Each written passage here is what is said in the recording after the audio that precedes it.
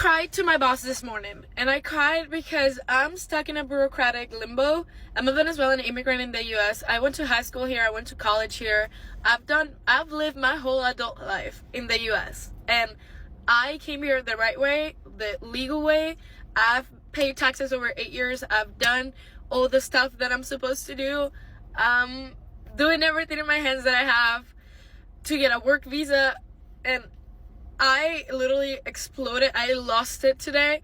I never cried about it to someone else other than my family, but I called my boss and I told him the only way that I have to stay in the US permanently is to get a work visa, because the other way that I had was marrying someone. But guess what? I fell in love and he's from my same city. So Question, and I'm asking this genuinely because I don't know and I'm curious. What is the right way if you are here, and the only way that you can stay here is if you get a work visa, which means you don't already have one, which I'm assuming that it's no reason for you to have one, or it's no way that you came into it based off of a work visa because you did your whole high school life and your college life here. What is the I came in here the right way? I'm trying to think about all of the possibilities in my head of what the right way is, and I don't know what that is. I don't get it. Because the only way that I can think of is illegally, honestly, that your parents came over here. Obviously, you're not born here. And again, this is no going at her because I haven't even heard the whole video, and so I don't want to get the whole context. But I just need to stop sometimes so that I can make sure that I capture my thoughts, and I'm trying to understand what is the right way. Is it that you sought asylum? Is it that your parents brought you over here and you didn't have a choice because you was a minor? What is the right way? All right, so that's A. B, it apparently seems like she's already understood what her options are because she's a young person. I'm assuming that she's in her early 20s. And she understands what her options are. And her options is to A, get a work visa, or B, marry somebody here in the United States of America that's already a citizen. And she decides to, or I guess you don't decide to, you just make yourself available, and she fell in love with a person that's in the exact same situation as her. Let me rewind it slightly.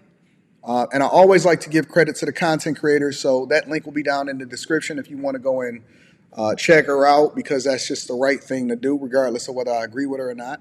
And then make sure you guys tap into the Patreon. Link is in the description as well as pinned to the top of the chat. Let's get to it. Was marrying someone, but guess what? I fell in love and he's from my same city. So there goes getting an American boyfriend. Like, he's in the same exact position that I'm in, and it's just really scary times. I've never committed a crime.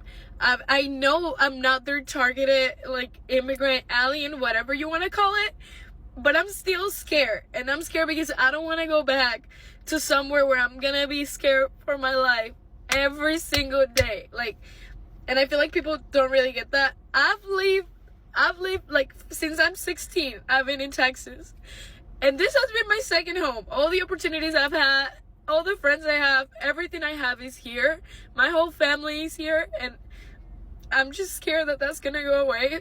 And I know the situation's not with me. Like, I know I shouldn't be as scared as I am, but I haven't been able to sleep just thinking about my options. And I don't want to go to Canada. It's too cold. So I've never cut in the internet either, but it's just like, I'm going through it, and I know there's other people that are going through it. So, you have to be empathetic. You don't have to agree with the political views. You don't have to agree with what ICE is doing. You don't have to agree with any of that, but we can agree. We can all feel bad for people being scared. I don't want to go back.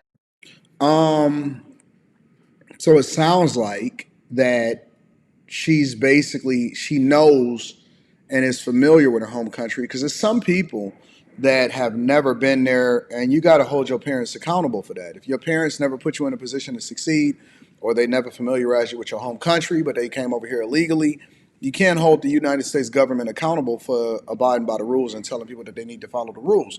You got to hold your parents accountable for putting you in a negative situation, which it sounds like that's what's happening here. And then she says she don't want to go to Canada.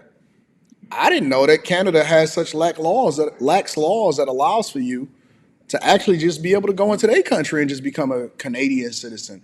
I thought that Canada's laws was a lot more strict than United States, and that's one of the reasons why, not just because it's the land of opportunity in the United States of America, but also because it's easy for people to just come over here and do what they want to do and take advantage of laws like birthright citizenship that was not supposed to be for just regular everyday immigrants that come over here illegally. It was supposed to be for descendants of slaves that was brought here against their will. I think that birthright citizenship needs to go away because there's no point. There's no more people that's being brought over here based off of slavery that are forced to have children here. And so it's no point for birthright citizenship to still exist to be taken advantage of by people that come over here illegally. But she got to hold, her parents accountable. I still am trying to figure out what the right way is. And I'll go back and read the comments that you guys leave. What is the right way that she came in here as a teenager? I'm assuming she's saying that her parents brought her over here, and so it was nothing that she can do about it. I don't know. Back to somewhere I don't know myself, or I'm gonna be alone, and I don't want to be alone. I don't want to be alone. I don't want to go somewhere where I'm gonna be alone, and it's just that scary thought of losing everything I've worked so hard for. It could go away because I don't have a granted stay in the U.S. I don't have my political asylum. It has. Yo, passport bros, I guess y'all up. You up, passport bros? Been in immigration for 7 years, still no answer. My mom's sibling's visa has been approved since 2014, and we still have to wait for a visa to become available. And guess what? I don't even qualify because I'm over 25. Well, I'm not even 25 yet, but by the time that comes out, I'm gonna be 25, so I don't qualify anymore. So I don't know what else to do. I'm looking for a work visa, but you know how it's really hard because you're literally putting a target in your back whenever you apply for a job, and you press that little box that says I might need sponsorship in the future. They're not gonna hire you. So I don't know. It's just really scary times, and I just wanted to talk to you guys. Me comí un chocolatico también porque it's really hard. It's really freaking hard, and I've never committed a crime in my life. I came here legally. I've done all the processes. I've paid taxes over the years, and I'm still super scared because I don't know what's gonna happen. I don't know what's going on. And I know we don't know even half of it because we're not in the White House. We don't know what's going on in the White House. We don't know anything. So I try to not look at social media because I'm gonna get scared. What does she mean by we're not in the White House? I'm guessing that they saying that they support Kamala Harris and Joe Biden. But I end up scaring myself with my own thoughts. So that's where I'm at today. And I just wanted to put it out there to be empathetic with all immigrants. Well, with everyone. Everyone's going through something. And, it's just really hard to get it together. To stay together. Well, I feel for her. I do.